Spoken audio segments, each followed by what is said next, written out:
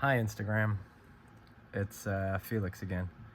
And I feel moved tonight to talk about what happens when it feels like the walls are closing in on you.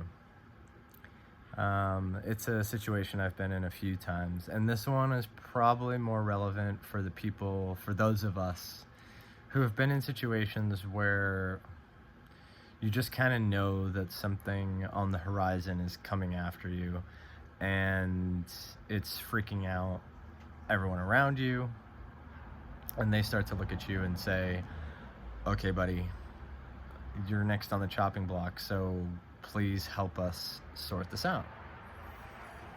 And it doesn't usually come across that way necessarily. You might start to hear things like, look, we just really want to help you. You're struggling, it's obvious. You're making people concerned. Your behaviors are erratic, and we don't understand what's going on, but we're scared because we've seen these signs before. And that's the thing. There are signs, there are indicators in the environment that start to flag up that someone you care about is about to have a really hard time. So what's difficult about being on the receiving end of that is it's difficult to not take it personally. And when those people that you care about are in front of you saying, look, you got to put the brakes on, you got to stop, you got to slow down, we don't understand what's going on, it's, just come with us to a doctor or take your pills. Like, something inside of the person on the other side is thinking, but it's not me, and why do I have to change or do something about this? Because actually, you guys are my best hope. And that's a really tough spot to find yourself in, especially if, like me, you're used to being on the run, you're used to being in the gutter, you're used to being spat out of places. In the last 5-6 years, I've probably lived in 8 different houses. And I had to leave the last one because the guy I was living with punched me in the face, apropos of nothing. So we also get used to violence. We get used to reading the signs of when it's coming. And compromising oneself as a result is really hard. And you might think to yourself, well, how is it compromising oneself to take a pill or go see a doctor? And the thing is that diagnoses are like storylines. They gather steam, they gather evidence, and it says a crime is about to be committed. Basically, like, that's kind of where it starts to point to. It's almost like there's it's like a precursor to a trial, and before you've been proven guilty, everyone assumes you're not innocent and that you're still guilty. So it's a bit of a pickle. And someone in this situation, as I am, might start to look at those people and say, okay, they're not on my side, because they're asking me to do something that reinforces this idea that I've got a sickness. And the things that do that are pills, medication, doctors, excuse me, institutions, psychologists, therapy. All of these things reinforce the idea that there is something wrong with us, with the individual who has to get it or go do it. And what I'm saying is that sometimes that's true, and that's the case, that we recognize that we're in trouble and we need help. And my whole shtick at the moment is I keep trying different ways of getting that across, and unfortunately they start to perpetuate the storyline. So the fact that I've reached out and said I need help a few times starts to become an indicator that I need help. But instead of receiving the help I asked for, I'm told to take a pill. So there's an authority energy, an authoritative energy that says pills stop the problem. The thing is, they don't really. They just remind us of how to give up.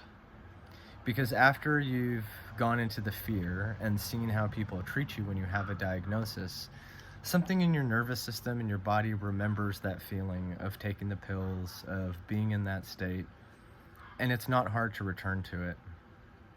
You know, I could probably give you a bottle that says Valium on it. And if you've had Valium before, and I watch you take them, there's a good chance you're going to experience the effects of Valium. It could be sugar, it could be salt, it could be something else that I don't even want to think about. So I guess what I'm saying is that a lot of the times from the outside, if you're not the, quote unquote sufferer of the illness or the disease, it can seem like no big deal to take a pill. But when you're saying there is no disease in me, this is something that's happening around me that you're a part of, then you don't get a lot of traction, because there's a maybe hidden implication that everyone needs pills. And that's not the right way to go. Trying to convince others of doing things that you know have hurt you in the past ain't fun. It's no one's business to do that. So I'd like to suggest some coaching for those of you who are fortunate enough to have some people around you, whether they're family or friends or, I don't know, misfits, who have the common sense enough to see that you're struggling and may at some point gather around a table for you on your behalf to say, look, we want to do a next step with you. And for us, we don't have what we think we need, which is either some kind of authority or enough understanding or the capacity to control you physically if you get out of line or get out of hand or do something irrational, which is fair enough. I was once in a psych ward and it took 11 staff members to stop me. And I'm not a huge dude. Like, I'm pretty skinny. I am tall. I'm about 6'3", 180 pounds. All I can say is there was something else helping me at that time. I can't describe it any other way, but I know it took 11 people. So yes, there's an incredible strength in us that we can release when we feel threatened and when we feel scared. So again, there's this loop. You're scared of me doing something, which makes me scared, which makes me seem more capable of doing something, which makes you scared. And if that isn't somehow intervened with, that cycle of what's happening with the individual and the rest of the people on the table, then it just spirals and spirals and spirals, and the numbers win. If you're 1 versus 2, if you're 1 versus 3, if you're 1 versus 5, or if you're 1 versus 1, but you know they have some control and some say over the circumstances, it doesn't look pretty. So I want to try and share some ideas about how that cycle of fear and capacity and anxiety in those moments when it feels like quite dire and hard to keep one's composure, no matter where you're sitting, first of all is to say, okay, we really are all on the same side here. And find something that you're all on the same side of, whether it's connection, understanding, love, education, pizza. Like, find something that connects you all, first of all, and make sure that that's the focal point. Make sure that that's connection. It could be coffee, right? Something, I mean, unless someone doesn't like coffee, so scratch that, whatever. Anyway, all I'm trying to say is it makes a huge difference in those stressful situations if everyone can share something in common at least, so we don't get too far away from recognizing that no matter what state another person, another human being is in our presence, they are still one of us. They are still us. They are still human.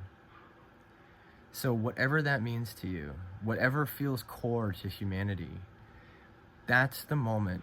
If you have the soundness of mind, if you have the presence, call those up and write them on a piece of paper and have them be the things that are the foundation of the conversation. The things that are in common, the common ground. Create the common ground. And that's why families are so potent and so powerful at healing people that are in trouble, because they have intrinsically so much in common. It's just the tricky part is then seeing how something so different could result from such commonalities on the foundation.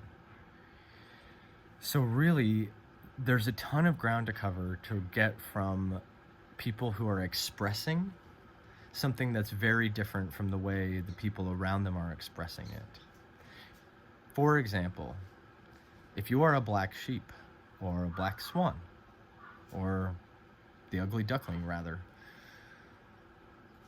and you go off and you find your swans or your sheep or, your people, you change, you adapt, you become more of yourself or of some part of you that's unique and different and special. Once you go back to a situation where people have been staying in their own version of a felt sense of reality that they've made comfortable and safe for themselves, it's hard to look at someone who's been through such dramatic changes and shifts and say, okay, this is the same guy. He's just very, very strange. Kind of confusing when he talks, but actually, he's got a lot of goodness in him as well and sees things in a way that are different from all of that experience. So the biggest act of generosity you can give to someone that you love and care about who's acting in a way that you don't understand and don't recognize is to give them a chance to explain themselves. Instead of saying, you did this and that was wrong, or you did that and that was scary, and you did this, say, okay, can you please explain this situation to me from your perspective? And if you're a very caring and tolerant person, when they start to say stuff like, I don't know what was going on, I had a feeling like someone was being mind controlled, and some people that haven't been through this a lot, like, are trying to make sense of some weird and scary stuff, and they might just say, aliens got into my brain. And if you're on the other side of the table, you're thinking, oh my God, what on earth? So before you go there, just say, okay, what happened after the aliens got in your brain? Just go with the story as far as you can and see if it doesn't start to make some other kind of sense to you. Not in a literal way, but in a way that you can relate to. So take it back to that foundation of the common values and say, okay, there's fear in this, there's some paranoia, there's a sense of not wanting to be in control, which is the same as sovereignty and the same as independence. And that might be something that a lot of people have in common, independence. So if someone goes to you, the zombies are after me, they want to eat me, you could say, okay, so he's concerned about his safety, and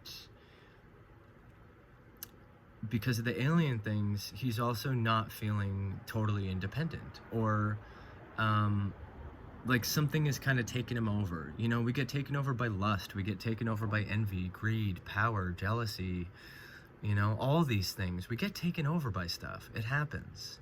So, alien can be a metaphor for something foreign, unknown.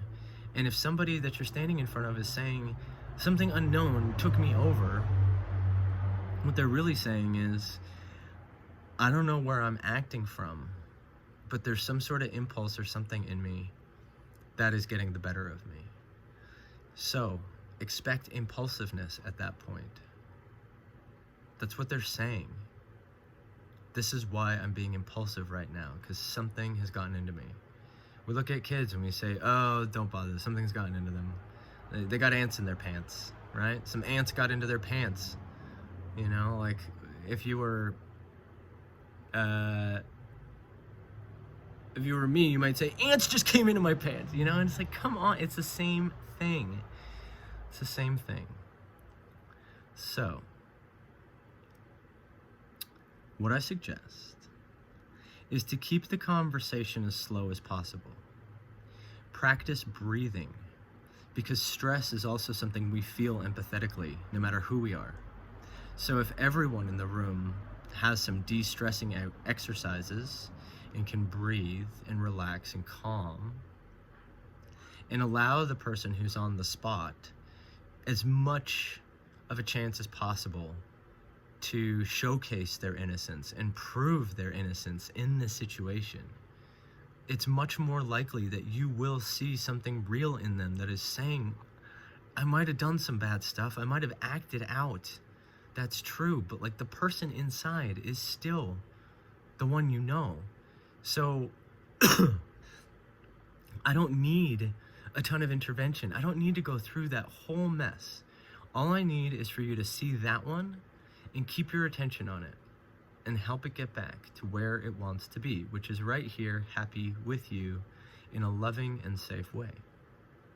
And that you can do. Everyone can do that. Any family member can take someone who's freaking out and get them back to center. You just have to say, I don't care what you've done. I don't care what's become of you. I don't care what anyone else says is right or true for you. All I see is someone I know and love who is going through something hard. I will do what it takes, anything in my power at this moment, to help you feel more safe, more secure, so that we can walk some better steps from this place. And if you have a way of supporting me and guiding this in a positive, loving direction, please, let's focus on that. And then give yourselves ample room in that, holding that intention of love and togetherness and taking some steps towards something better as opposed to away from something bad together. Don't drop their hand. That's the thing. No one should be letting go of anyone's hand at this point because you've just made contact. So whether it's taking a walk and seeing what happens, seeing how either person responds, or if you can't take a walk, just having a little nap next to each other and seeing if you can relax enough to fall asleep next to a person that's freaking you out on either side. Or maybe everyone needs a little space, in which case you really need to trust that things will start to improve. Because if you start to imagine all the ways it will start to go wrong again, that's what gets the energy. That's where the focus goes, and that's what starts to manifest. Because where we put our attention, things grow. Always. So this is me supporting all of those in my life who have seen me through all kinds of weirdness, wildness, disturbances, disruptions, acting out of character, acting way too far in character, like putting glitter on your face, and said, I'm still gonna look for the best in you and trust you to show me something that's gonna make this better for me as well. We're all responsible for each other, and no hospitals, no pills, no doctors know what that's like. They don't take responsibility for their patients. They hand that to the pharmaceutical companies, injections, and ultimately a system, and then the system hands it back to some other system that hands it back. And ultimately, if you're really on a downward spiral, the last two options you have are family or the gutter. So let's just keep trying. Let's just keep trying to be better. Better selves, better people, better loves, better families, better parts of families, more understanding, more sensitive. And maybe over time, whatever feels like reins will start to slacken and we'll be able to have fun together again. So, what's next?